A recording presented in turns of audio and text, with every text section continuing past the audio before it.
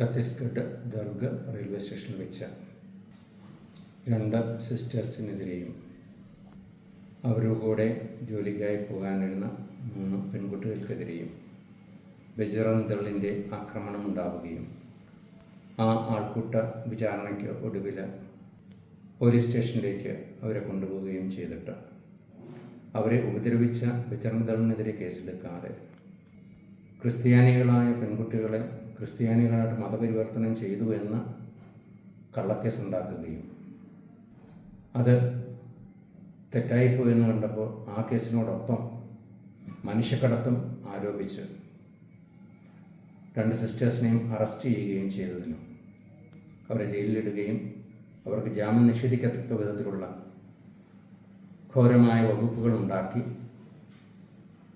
ഇപ്പോൾ അവർ ജാമ്യമില്ലാത്ത അവസ്ഥയിൽ ജയിലിൽ കിടത്തുകയും ചെയ്ത ആ തെറ്റായ പ്രവൃത്തിക്ക് എതിരെ കൊല്ലം രൂപത പ്രതിഷേധിക്കുന്നു.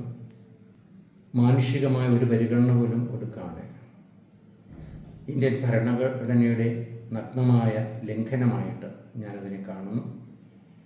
ആർട്ടിക്കിൾ 25 നൽകുന്ന മതസ്വാതന്ത്ര്യത്തിന് എതിരായിട്ട് തന്നെയാണ് ഈ പ്രവർത്തനം. സിസ്റ്റർമാർ ആരെയും മതപരിവർത്തനം ചെയ്തില്ല. അവർ ചെയ്യുന്നത് സാമൂഹ്യ സേവനം മാത്രമാണ്. അതാരെയും മതപരിവർത്തനം ചെയ്യിക്കുവാനല്ല, ഏറ്റവും താഴെക്കിടയിലുള്ള ആളുകൾക്ക് നന്മ ചെയ്യുക, അവരെയും മുഖ്യധാരയിലേക്ക് കൊണ്ടുവരിക എന്ന് മാത്രമാണ്.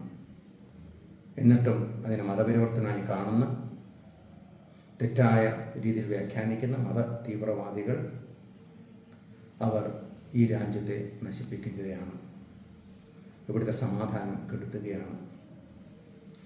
നല്ലവരായ ഭാരത ജനതയ്ക്ക് അത് വളരെ വിഷമവും അവർക്ക്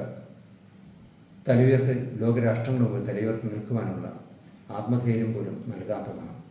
അതുകൊണ്ട് തന്നെ ഇത്തരം പ്രവൃത്തികൾ, ഇങ്ങനെയുള്ള പരിവാരങ്ങൾ പരിപൂർണ്ണമായി ഉപേക്ഷിക്കണമെന്ന് അഭ്യർത്ഥിക്കുന്നു.